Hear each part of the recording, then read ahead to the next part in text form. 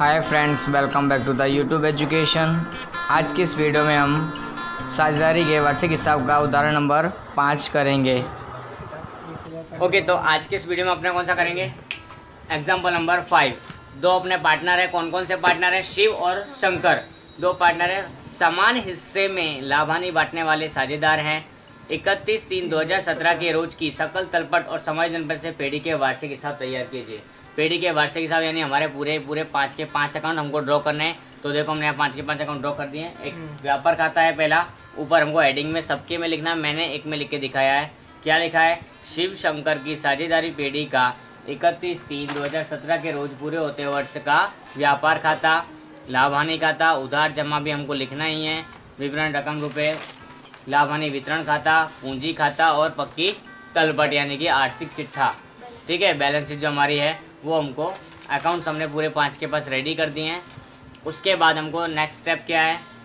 यहाँ पर सकल तलपट दी है, उसको देखने के बाद समायोजन है, उसको टिक करने की वो कौन कौन सी जगह पर हमारे असर करेंगे। ठीक है, तो पहला समायोजन हमारा क्या है? देखते जाना है यहाँ पर कौन कौन से समायोजन हमको कब देखने हैं। तो अंतिम स्टॉक की कीमत 40,000 है, परंतु उसकी बाजार कीमत 20% कम है। देखो यहाँ कोई टिक मार्क अंतिम स्टॉक पर करते नहीं है, सो उसको छोड़ दो थोड़ी देर के लिए। 2 असर हम इसकी बाद में करेंगे, जो समायोजन को हल करेंगे तब। आगे 1,000 का माल मिला था, परंतु खरीदी का बीजक खरीद बही में नहीं लिखा। देखो खरीदी का बीजक खरीद बही में नहीं लिखा, मतलब उसका लिखना बाकी है खरीदी को। ठीक है, तो टिक मार्क करेंगे हम किसको? खरीदी को। तो देखो खरीदी हमारे पास यहाँ दी हुई है, उसको 2 नंबर टिक मार्क करो। अब खरीदी दूसरी असर कहाँ करती है? हमारी लेनदार को। खरीदी कहाँ असर करती है? लेनदार को। तो लेनदार हमारे यहाँ पर कहीं दिया होगा तो उसको भी टिक मार्क करना पड़ेगा। तो देखो लेनदार कहाँ दिया हुआ है? व्यापारी। व्यापारी यानी होता हमारा लेनदार। व्यापारी मतलब हमारा क्या होता है? लेनदार होता है, तो उसको भी हम टिक मार्क करेंगे। 3rd नंबर, साझेदारों की पूंजी पर 10%, आहरण पर 5% ब्याज वसूल करना है। तो पूंजी को और आहरण को दोनों को टिक मार्क करना, तो दोनों हमारे सामने लिखे हुए हैं। नंबर 3 टिक मार्क करना दोनों के ऊपर, पूंजी पर भी और आहरण पर भी। तो दोनों पे हम टिक मार्क करेंगे, पूंजी और आहरण। ठीक है, नेक्स्ट हमारा है 4 नंबर का समायोजन। देखते जाना है किताब में हमको। यहाँ डूबत अनामत 3,000 का प्रावधान करना है और देनदारों पर बट्टा अनामत 10% की दर से रखना है। तो डूबत ऋण अनामत हमारे पास कितनी है? तो उसको देखो कहीं ढूंढो, सबसे लास्ट में हमारे पास दी हुई है, उसको पूरी को हम टिक मार्क करेंगे 4 नंबर।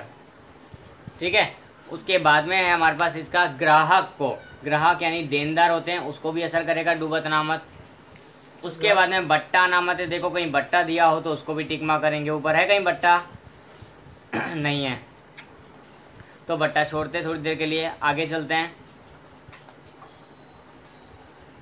शिव 5 नंबर पे देखेंगे। शिव 1,000 का माल और शंकर 2,000 का माल निजी उपयोग के लिए ले गए थे, जिसका बही में उधार बिक्री के रूप में इसका लेखा कर दिया गया है। ठीक है, तो सबसे पहला तो हम करेंगे इसको निजी उपयोग के लिए गया माल यानी कि आहरण से गया माल, तो खरीदी में असर करेगा वो भी। 5 नंबर खरीदी पर टिक मार्क करो फिर से, और 5 नंबर बिक्री को भी, क्योंकि भूल से बिक्री में लिख दिया था, तो बिक्री में से निकालना पड़ेगा और खरीदी में से माइनस करना पड़ेगा। उसकी दूसरी असर कहाँ होगी? बिक्री में हुआ है उसका असर, तो देनदार पर भी असर करेगा। तो देनदार को वापस से टिक मार्क करो 5वां नंबर। ठीक है, देनदार ना? हाँ, क्योंकि बिक्री पे अगर है तो देनदार को असर करेगा ही करेगा। 5 अब नंबर ना? हाँ, 6ठा नंबर, साझेदारी करार पत्र के प्रावधान के अनुसार नुकसान हो तो भी पूंजी पर ब्याज चुकाना है। कोई बात नहीं, चुका देंगे। तो 6ठा नंबर कहीं टिक मार्क होगा? नहीं। ये हमारे टिक मार्क करने थे। समायोजन हमने वो भी कर दिए, एडजस्टमेंट सारे रेडी हो गए। अब हमको क्या करना है? ये जो हमारी सकल तलपट की बाकियाँ दी हुई हैं, उधार बाकी और जमा बाकी, उनको हम अलग अलग खातों में ट्रांसफ़र करेंगे। जो भी बाकी जहाँ आती है उसको उसके नियम के हिसाब से अपने इसको ट्रांसफ़र करेंगे। ठीक है, तो बाकियों को देखते जाना है। सबसे पहले हमको दिया हुआ है पूंजी और आहरण, शिव और शंकर दोनों का दिया है। तो जमा में जो होता है वो पूंजी होती है, उधार में जो होता है आहरण होता है। हम दोनों की असर देंगे, और पूंजी और आहरण की असर कहाँ दी जाती है? इसकी शेष कहाँ लिखी जाती है? पूंजी खाते के अंदर। तो पूंजी खाते के अंदर हम इसको लिखेंगे ये हमारा पूंजी खाता है। पूंजी खाते में इस साइड लिखेंगे शेष, आगे लाए पूंजी की शेष होगी, वो जमा शेष होती है इसके लिए। शेष आगे लाए, ठीक है। वो कितनी दी हुई है? शिव की है 1 लाख और शंकर की है 1,20,000, ठीक है। तो दोनों की रकम हमने लिख दी है। अब आहरण भी लिखना है, तो आहरण लिखेंगे 10,000 और 20,000। कहाँ लिखेंगे? सामने की साइड उधार में। कहाँ लिखेंगे? पूंजी खाते के उधार में हम लिखते हैं आहरण।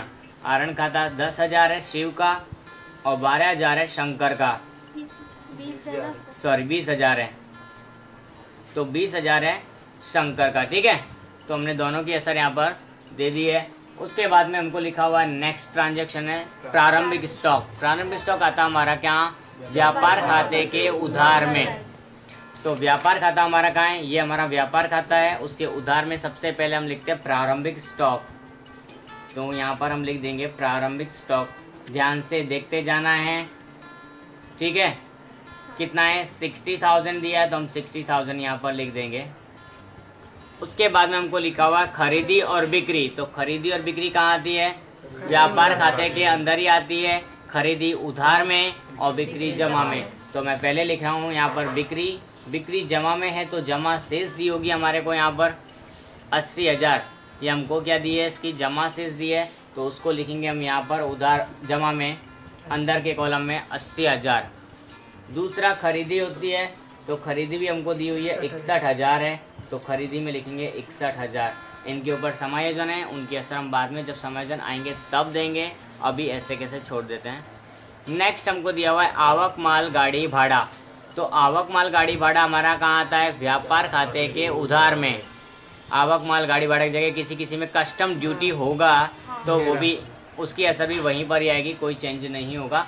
बुक के ऊपर प्रिंटिंग में थोड़ा है कि बाद में बुक छपी हैं उनमें चेंजेस किए हैं, तो यहाँ पर हम लिखेंगे आवक माल गाड़ी भाड़ा, ठीक है। किसी में कस्टम ड्यूटी है तो भी वहीं पर ही आएगी।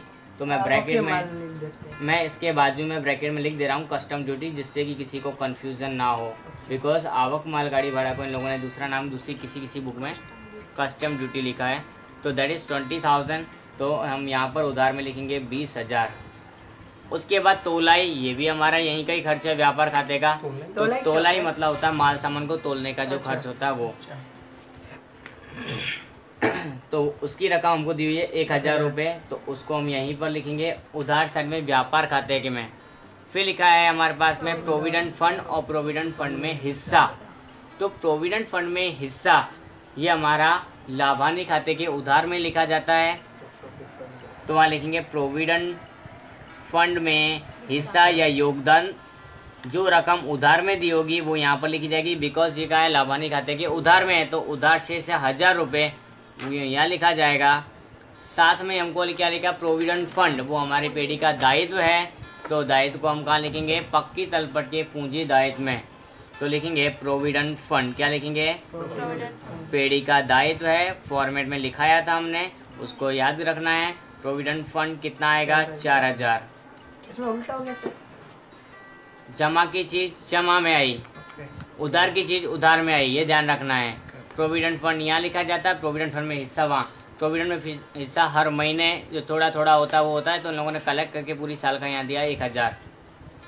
डेड स्टॉक, ये हमारी पेढ़ी की संपत्ति है। तोल माप के साधन जो होते हैं उनको हम डेड स्टॉक के रूप में जानते हैं। तो डेड स्टॉक हमको कहाँ लिखना है? संपत्ति में लिखना है। संपत्ति ये उधार होता है, तो यहाँ पर लिखेंगे डेड स्टॉक 22,000 रुपये दिया है, तो पूरा का पूरा 22,000 रुपये हम यहाँ पर लिख देंगे, ठीक है। आगे चलते हैं, तो हमको यहाँ पर दिया वेतन और मजदूरी। तो शुरुआत में नाम क्या? वेतन, यानी कि ये लाभानी खाते के अंदर आएगा। मजदूरी को देखकर व्यापार खाते में लिखना नहीं है। हाँ, अगर इसी का नाम मजदूरी वेतन होता तो व्यापार खाते में लिखते, बट क्या है? वेतन मजदूरी है, तो लाभानी खाते के अंदर आएगा। कोई टिक मार्क भी नहीं है, सीधा डायरेक्ट बाहर के जाने देंगे हम। कितनी रकम दी हुई है? 12,000, तो 12,000 हम पूरा यहाँ पर लिख देंगे, ठीक है। उसके बाद में लिखा हुआ है शिव की लोन। इसके अंदर ब्रैकेट में अमाउंट लिखी हुई, डेट लिखी हुई है 1/7/2016, ठीक है। तो उसका मतलब है कि इसके अंदर एक गुप्त समायोजन है, हिडन एडजस्टमेंट वहाँ पर दिया हुआ है। तो शिव की लोन ये पेढ़ी के लिए दायित्व है, तो पहले हम दायित्व को यहाँ पर लिखेंगे। क्या लिखेंगे? शिव की लोन, लोन है देखो कितनी है 20,000 की है, उसके ऊपर ब्याज भी चुकाना पड़ता है, तो वो हम अभी के अभी पूरा कर देते हैं। लोन का ब्याज देखो ये समझना है, इसलिए मैं इसको रेड कलर से लिख रहा हूँ तो अलग से दिख जाएगा। लोन का ब्याज चुकाना बाकी, ये क्या होता है, चुकाना बाकी है पूरी साल में, तो देखना है कितना होगा, उसकी गणना भी हम करेंगे। लोन है कितने की, 20,000 की लोन है। शिव का है, एक साझेदार है कि नहीं है, शिव साझेदार है, इसलिए उसके ऊपर 6% से लोन का ब्याज गिना जाता है। और कितनी साल के लिए, कितने महीनों के लिए, देखो 7वें महीने के लिए, 7वां, 8वां, 9वां, 10वां, 11वां, 12वां, पहला, दूसरा, तीसरा, 9 महीने हो गए, तो 9/12 बराबर। तो हमारे पास में यहाँ 900 रुपये आता है इसका ब्याज, तो यहाँ लिखेंगे 900 रुपये। ठीक है, हमने लोन के ब्याज की गणना यहाँ पे कर दी है, जितना आया है वो हम यहाँ बाहर की कॉलम लिख दे रहे हैं। क्या लिख रहे हैं, चुकाना बाकी लोन का ब्याज। इसकी दूसरी असर आती है हमारे कहाँ पर, लाभानी खाते के उधार में। अगर लोन पर ब्याज चुकाया जाता है, वो चुकाना बाकी है, तो यहाँ लिखेंगे चुकाना बाकी लोन का ब्याज, चुकाना बाकी शिव की लोन का ब्याज।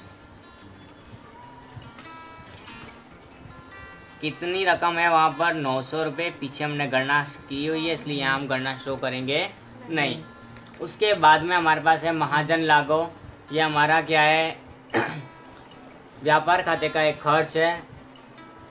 लागो, हाँ, ये अलग अलग प्रकार के क्या है, जब हम माल सामान मंगवाते हैं तो बंदरगाह होती है या रेलवे का जो होता है गोडाउन वगैरह, तो वहाँ पर माल सामान से रिलेटेड एक खर्च होते हैं कुछ, तो यहाँ पर उनमें से एक खर्च है हमारा महाजन लागो। माल सामान को छुड़वाने के लिए हमको ये उस टाइम पे खर्च करना पड़ता है। 2,000 रुपये दिया हुआ है, तो हम 2,000 रुपये इसका लिख देंगे। ठीक है, उसके बाद में हमको दिया फैक्ट्री का मकान। फैक्ट्री का मकान यानी कि हमारा ध्यान रखना है, इसको संपत्ति में आएगा, तो लिखेंगे फैक्ट्री का मकान। फैक्ट्री का मकान कितना है, पहले मकान बताओ। 1,00,000 रुपये का मकान है, तो हमने संपत्ति में लिख दिया है इसको 1,00,000 रुपये। उसके बाद लिखिए फैक्ट्री के मकान पर घिसाई। तो फैक्ट्री यानी कि कारखाना, कारखाने से संबंधित कोई भी खर्च होता है तो उसको हम व्यापार खाते में लिखते हैं। तो यहाँ जो इसकी घिसाई है वहाँ पे व्यापार खाते में लिखी जाएगी, क्योंकि शब्द यूज़ किया फैक्ट्री। अगर खाली मकान होता तो लाभानी खाते में लिखते हैं, लेकिन फैक्ट्री यानी कि कारखाना, तो उसको हम लिखेंगे कहाँ, लाभानी खाते के उधार में। कैसे लिखेंगे यहाँ पर, फैक्ट्री के मकान की घिसाई। क्या लिखेंगे,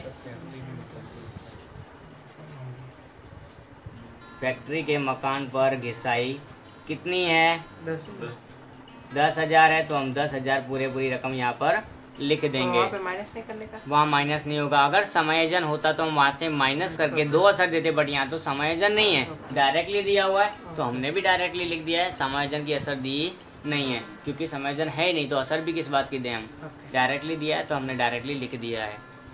उसके बाद बीमा प्रीमियम है, तो बीमा प्रीमियम हमारा कहाँ आता है, लाभानी खाते के उधार में आता है, तो बीमा प्रीमियम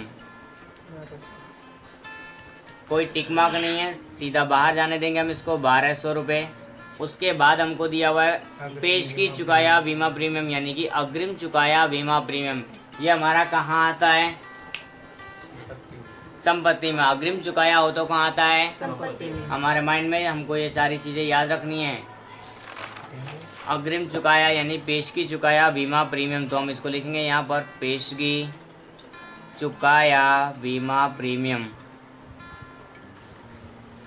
कितना है रकम, तो देखो यहाँ लिखा हुआ है 600 रुपये, तो हम संपत्ति में लिख दिया है 600 रुपये। उसके बाद डैमरेज, ये हमारा व्यापार खाते का खर्च है, धर्माया एक प्रकार का खर्च है ये भी, तो इसको हम कहाँ लिखेंगे, व्यापार खाते के अंदर उधार में। कितनी रकम है, 200 रुपये, तो डैमरेज लिखेंगे व्यापार खाते के उधार में डैमरेज। ओके, रोकड़ और बैंक, ये हमारा संपत्ति या तो दायित्व हो सकता है, तो चेकआउट करेंगे हम, इसकी बाकियों से हमको पता लगाना पड़ेगा ये संपत्ति है या दायित्व है। उधार बाकी जो होती है उसको हम क्या बोलते हैं, उधार बाकी अगर रोकड़ बैंक की दी हो तो उसको क्या बोलेंगे हम, संपत्ति या दायित्व। दायित्व।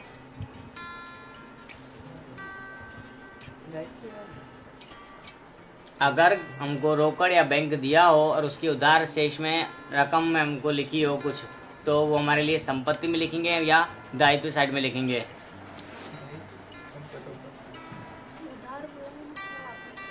हाँ तो मैंने उधार ही बोला।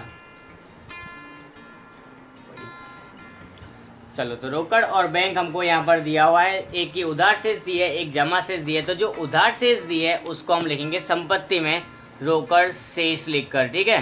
कितनी दी है? 6000। उसके बाद हमको जमा शेष दी है, उसको बोलेंगे हम बैंक ओवरड्राफ्ट। जमा साइड वाले को हम क्या बोला जाता है? Bank overdraft, BOD। कितना दिया है जमा साइड में हमको? 18000। तो 18000 को हम कहाँ लिखेंगे? दायित्व साइड में लिखेंगे, पूंजी दायित्व के अंदर, ठीक है, BOD करके। आगे चलते हैं, हुंडियाँ। क्या दिए? हुंडियाँ। एक दिए उधार में और एक दिए जमा में रकम। तो कौन सी रकम कहाँ आएगी वो मेरे को यहाँ पर सबसे ज़्यादा इम्पोर्टेंट है। तो लेनी हुंडी और देनी हुंडी। हुंडियों के कितने प्रकार हैं? दो। लेनी हुंडी और देनी हुंडी यहाँ पर। तो यहाँ पर लेनी हुंडी किस साइड आएगी और देनी हुंडी किस साइड आएगी ये बताना है। तो लेनी हुंडी, लेनी हुंडी इधर आएगी। चलो मैंने लिख दी, लेनी हुंडी इधर आएगी। अब उसमें रकम कौन सी आएगी इसमें से देख के बताना है। लेनी हुंडी में रकम कौन सी आएगी ये चेतन बताएगा। लेनी हुंडी संपत्ति में, ये ध्यान रखना।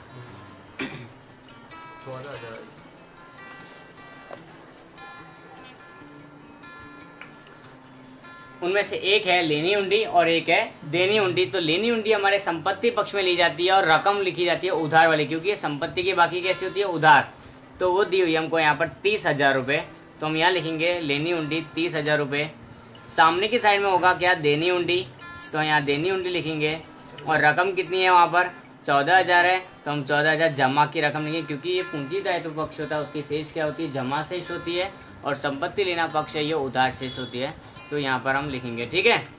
अब नेक्स्ट है हमारे पास में ग्राहक और व्यापारी।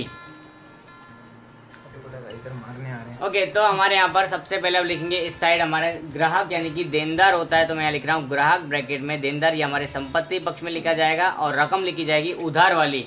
तो उधार में दी हुई हमको यहाँ 20,000 रुपये। किताब में देखते रहना है, 20,000 रुपये। और फिर हम कुछ जगह छोड़ देंगे इसके लिए, क्योंकि समायोजन है उसके ऊपर। फिर व्यापारी यानी कि होता है लेनदार। तो हम यहाँ लिखेंगे व्यापारी यानी कि लेनदार। उसकी रकम भी हमको दी हुई है जमा साइड में। तो जमा साइड में 16,000 दी हुई है, वो हमारे व्यापारी हैं यानी कि लेनदार हैं। तो वहाँ भी हमको थोड़ा जगह छोड़ देना है। नेक्स्ट है व्यवसाय कर, यह हमारा खर्च है कर। तो हम इसको कहाँ लिखेंगे? लाभानी खाते के उधार में। व्यवसाय कर कितना है? 1,000 रुपये। तो हम 1,000 रुपये यहाँ पर लिख देंगे। उसके बाद में अदत्त वेतन, ये हमारा कहाँ आएगा? पूंजी दायित्व। तो अदत्त वेतन है, इसलिए अदत्त हमारा कोई भी हो खर्च तो उसको हम लिखते हैं पूंजी दायित्व के अंदर। तो लिखेंगे अदत्त वेतन। रकम कितनी है? 1400 रुपये इसकी रकम दी हुई है। तो हम उसको यहाँ पर लिख देंगे डायरेक्ट बाहर के कॉलम में। फिर हमको दिया हुआ है डूबत ऋण और डूबत अनामत। ये कहाँ लिखा जाता है?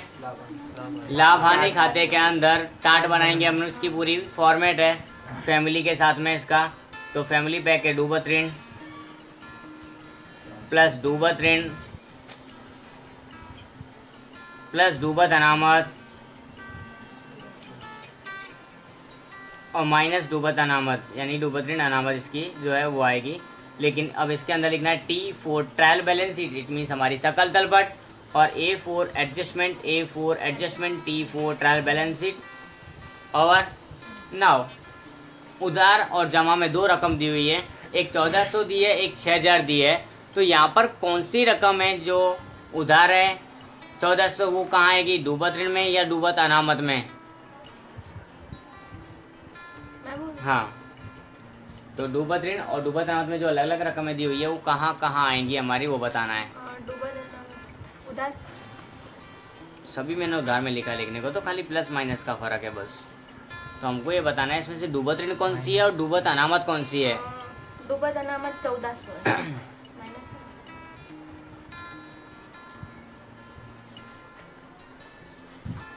तो यहाँ पर हमको डूबत ऋण और डूबत अनामत दो चीज़ें दी हुई हैं। उनमें से डूबत ऋण है वो हमारी उधार शेष होती है, तो 1400 रुपये हम डूबत ऋण में लिखेंगे। और 6000 है वो डूबत ऋण अनामत में लिखेंगे, वो है हमारा माइनस करके लिखा हुआ है यहाँ पर T, और ये भी T ट्रायल बैलेंस शीट का 6000 रुपये। ठीक है, अब आगे चलते हैं हम समायोजनों की तरफ, क्योंकि हमारी शेष जो लिखनी थी वो सब की सब पूरी हो चुकी हैं। अब एक एक करके हमको समायोजन करने हैं। इसके लिए मैं रेड पेन का यूज़ कर रहा हूँ। तो अलग अलग हमको समायोजन की कम से कम 2 असर, कम से कम 2 असर, ज़्यादा जितनी होंगी उतनी हम देंगे। 3 भी हो सकती है, 4 भी हो सकती है। आगे पहला नंबर का समायोजन हम देखते हैं। अंतिम स्टॉक की कीमत, पहला समायोजन को रीड करना है। अंतिम स्टॉक की कीमत 40,000 है, परंतु उसकी बाजार कीमत 20% कम है। अगर कम बोला है तो हमको गणना करनी पड़ेगी। और अंतिम स्टॉक की 2 असरें आती कहाँ हैं? सबसे पहले हमारे माइंड में ये चीज़ आनी चाहिए। तो कहाँ आती है अंतिम स्टॉक की दोनों असर? संपत्ति में, एक संपत्ति में और दूसरी असर जमा में। व्यापार खाते के जमा में। तो हम यहाँ व्यापार खाता ये रहा हमारा, उसके जमा में लिखेंगे अंतिम स्टॉक। क्या लिखेंगे? रेड पेन से लिख रहा हूँ, ध्यान रखना, जिससे कि अलग से हमको समायोजन की असरें पता चल सकें। 40,000 माइनस कितना % कम करना है? 20, गणना जो वो करनी पड़ती है। इसके लिए बचेगा कितना? 32,000। उसके बाद में उसकी दूसरी असर होगी हमारी संपत्ति पक्ष में। वहाँ लिखेंगे हम अंतिम स्टॉक कितनी है? 32,000। तो 32,000 हमने देखो यहाँ पर लिख दिया है संपत्ति पक्ष में। यहाँ पर ये उधार है तो यहाँ पर ये जमा। आगे चलते हैं। दूसरा नंबर का समायोजन, रुपये 1,000 का माल मिला था, परंतु खरीदी का बीजक खरीद बही में लिखना नहीं लिखा। बराबर, तो खरीदी हमने लिखी नहीं है, तो हम इसकी 2 असरें कहाँ कहाँ पर देंगे? नहीं लिखी खरीदी कहाँ का आएगी? एक तो खरीदी के अंदर हम प्लस कर देंगे, चलो ठीक है, मान लिया, नहीं लिखी खरीदी करके, ठीक है। ये हमारा उधार साइड है तो हमने उधार में लिख दिया नहीं लिखी खरीदी। कितनी रकम है? 1,000 रुपये। तो 1,000 रुपये हमने यहाँ पर लिख दिया। अब इसकी दूसरी असर कहाँ होगी? लेनदार में हम प्लस करेंगे पूंजीदार के अंदर, तो लिखेंगे वहाँ पर नहीं लिखी खरीदी।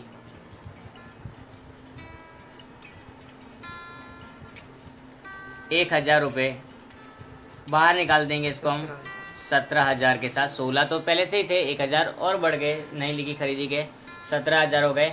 उसके बाद में तीसरे नंबर का समायोजन आता है, साझेदारों की पूंजी पर 10% और आहरण पर 5% का ब्याज। कोई बात नहीं, वो भी हम कर देते हैं। पूंजी पर ब्याज सबसे पहले पूंजी खाते के जमा में लिखेंगे, क्योंकि उसकी गणना भी यही होगी। पूंजी पर कितना ब्याज है? 10%। तो हम ब्रैकेट में लिख दे रहे हैं यहाँ 10%। तो देखो हम दोनों साझेदारों की पूंजी देखते हैं, 1 लाख और 1,20,000 है। तो 1 लाख का 10% होता है 10,000 और 1,20,000 का 10% होता है 12,000। दोनों ने जमा किए तो दूसरी असर उसकी होगी यहाँ पर उधार में, ठीक है। तो यहाँ लिखेंगे हम पूंजी पर ब्याज। 2 पार्टनर हैं, 2 साझेदार हैं, एक शिव और दूसरा शंकर। दोनों की रकम हमारे पास में है 10,000 और 12,000। बाहर टोटल करके निकालेंगे 22,000। हो गया, दोनों असर पूरी हो चुकी है इसकी। अब आहरण, तो आहरण पर ब्याज हमको गिनना है कितना? 5%। तो लिखेंगे आहरण पर ब्याज 5%। 10,000 का 5% होगा 500, 20,000 का 5% होगा 1,000। 20,000 है, 1,20,000 नहीं है। तो 1,000। अब ये इस साइड आएगा हमारा, यहाँ पर आहरण पर ब्याज। 2 पार्टनर हैं, शिव शंकर। एक 500, दूसरे का ब्याज 1,000।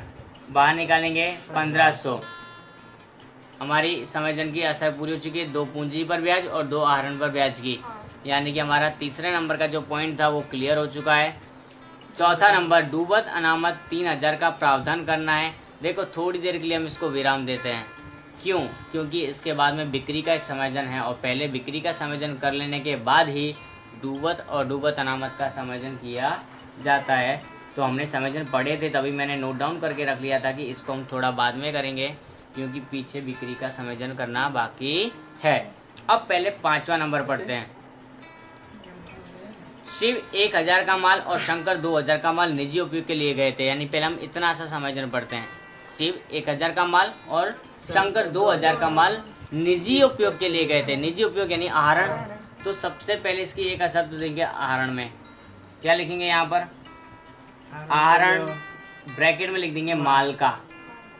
किसका आहरण किया है? निजी उपयोग के लिए माल ले गए हैं। रोकड़ नहीं इन लोगों ने निकाली है, उसकी जगह क्या लिया? माल लिया है। शिव ने 1000 का, शंकर ने 2000 का।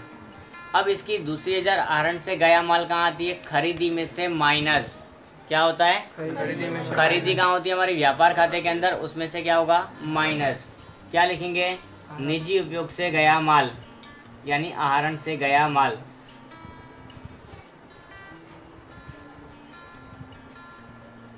कितना आएगा? 1000 प्लस 2000। शिव और शंकर दोनों का प्लस करके 3000 होगा। तो हमने यहाँ देखो 3000 की असर दिखा दी है। आगे चलते हैं। 2 असर हमारी हुई, एक ये रही और दूसरी ये रही। अभी पीछे और सवाल पढ़ना बाकी है, वो भी पढ़ेंगे। जिसका लेखा बही में उधार बिक्री के रूप में हो गया था, यानी भूल से बिक्री में लिख दिया था, तो बिक्री में से इसको हटाना पड़ेगा, माइनस करना पड़ेगा। तो लिखेंगे भूल से लिखी बिक्री। क्या लिखी? भूल से कितनी? 3000। कहाँ से आया 3000? तो 1000 प्लस 2000 शिव और शंकर दोनों का मिलाकर। ठीक है। अब इसकी दूसरी असर हमारी देनदार पर भी असर करेगी, क्योंकि बिक्री असर करेगी। तो यहाँ तो लिखेंगे भूल से लिखी बिक्री।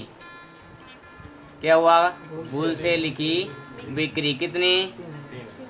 3000। तो यहाँ से भी हमने इसको माइनस किया। हमारी 4 एंट्रियाँ पूरी हो गई। देखो 1 2 3 4 बराबर। 2 असर यानी कि टोटल 4 असर हमारी इस चीज़ की हुई हैं, हो गई हैं। अब हमारा एक और लास्ट समायोजन बाकी रहा, चौथा नंबर। 5वां हमने कर दिया है, चौथा बाकी रखा था। अब उसका भी समय आ गया करने का, तो उसको भी हम देखो यहाँ पर करेंगे। तो 20,000 हमारे पास जब ग्राहक थे पहले, क्योंकि ये समायोजन किस पर? डूबत अनामत। डूबत अनामत किसको असर होती है? सीधी ग्राहकों को। तो पहले ग्राहक थे 20,000, उसमें से 3000 की भूल से लिखी बिक्री माइनस की। कितना बचा? उसमें से हम डूबत अनामत 3000 दी हुई है डायरेक्टली सवाल में, समायोजन में लिखिए डूबत अनामत 3000, उसको माइनस किया। हमारे पास रकम बची 14,000। 14,000 पे ऐसे हमको क्या करना है? यहाँ पर 10% का बट्टा अनामत करना है। तो यहाँ लिखेंगे बट्टा अनामत 1400। कितना? 10% बोला है तो 10% 1400 होता है। बाहर के कॉलम में लिखेंगे 12,600। हो गई। अब इनकी दूसरी असर देनी बाकी है। तो डूबत अनामत की 3000 है, वो हम डूबत अनामत के कॉलम में लिखेंगे 3000 प्लस करके। ठीक है, हमारे फॉर्मेट प्लस है इसके लिए। बट्टा अनामत का यहाँ कुछ नहीं है, तो अलग से लिख देंगे हम बट्टा अनामत।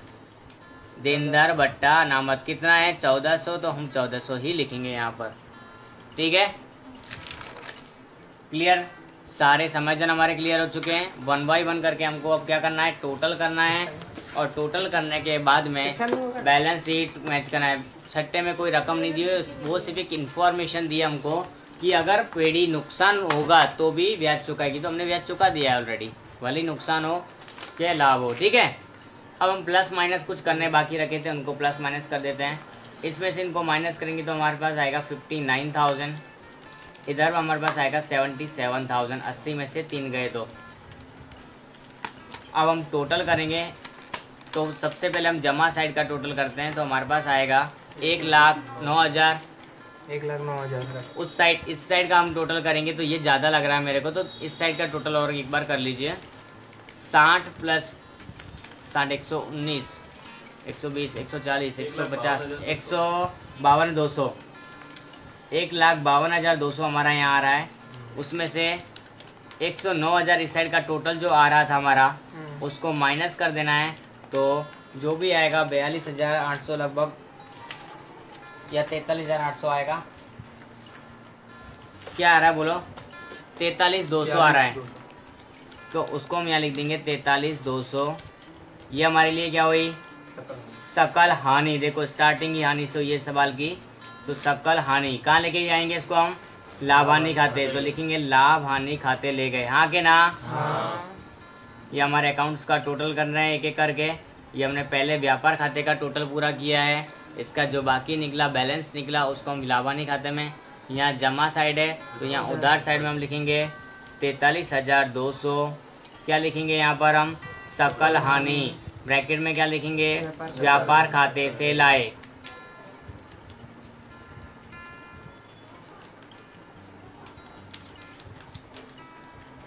अब इसका पूरे का टोटल करेंगे। उससे पहले हमारे पास डूबत ऋण का बाहर लिखना बाकी है। देखो प्लस माइनस करो कितना आता है। माइनस में 1600 आ रहा है। 1600। तो अगर ये माइनस में 1600 आ रहा है तो बाहर नहीं लिखा जाता बल्कि सामने के साइड ले जाया जाता है। अगर डूबत अनामत कोई माइनस में आ जाए तो सामने के साइड ले जाने का लिखेंगे क्या? डूबत ऋण अनामत सामने से लाए। क्या लिखेंगे? डूबत ऋण अनामत सामने से लाए। माइनस में आ जाए तब ऐसा करते हैं। कितने? 1600। अब हम इस साइड का टोटल करेंगे। टोटल करते हुए डबल लाइन का खास ध्यान रखना है। 60,700, उसमें से हमको माइनस करना है 1600, तो 59,100 हमारे पास यहाँ आ रहा है। वो हमारे लिए क्या है? शुद्ध हानि। डिफरेंस इस साइड आ रहा है इसलिए हमारे लिए क्या है? हानि है, शुद्ध हानि। कहाँ लेके जाएंगे? लाभ हानि वितरण खाते ले गए।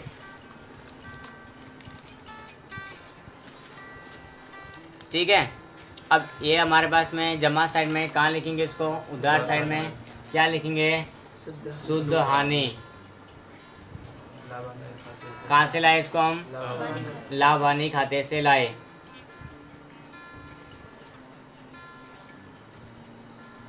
कितनी रकम थी? 5900।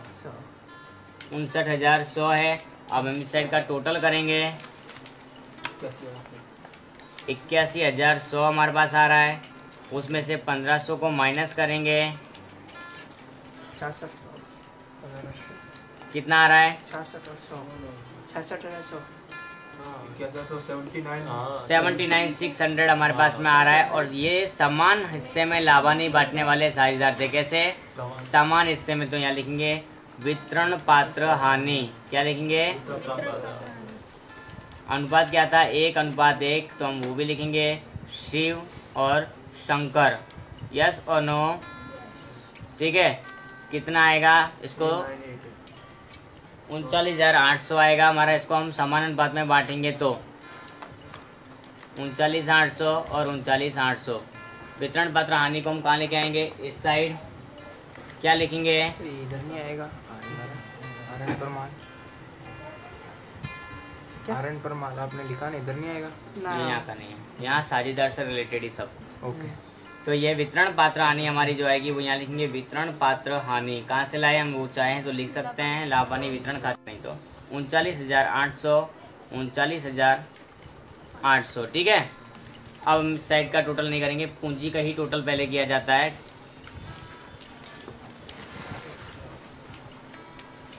एक 1,10,000 इसका टोटल और उसका 1,32,000 टोटल। 1,32,000 में से इन सबको माइनस करना है। लेकिन ध्यान रखना पहले वाले में वो जो 1 दिखाई दे रहा आगे वो नहीं है, 20,000 ही है वो।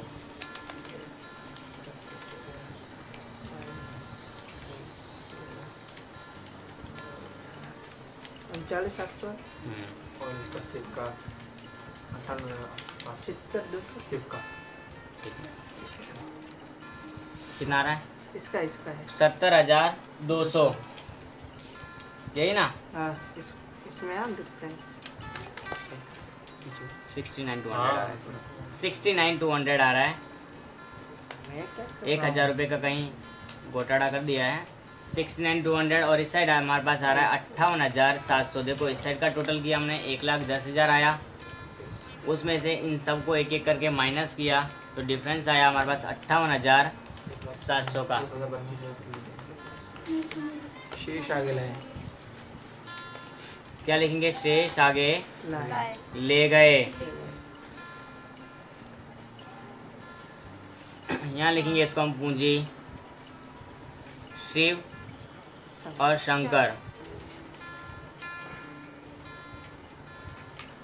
58,700 और 69,200।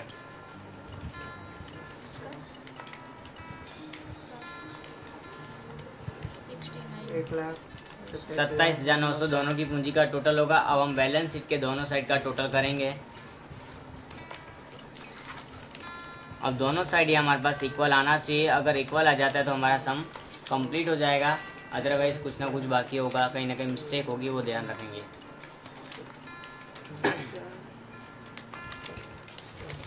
इसका 2,32,000 2,03,200 हमारे पास आ रहा है। दोनों साइड का चेक करना है तो दोनों साइड का इतना ही आ रहा है, हमने चेक किया है 2,03,200। तो ये हमारा सवाल है सरह से पूरा होगा।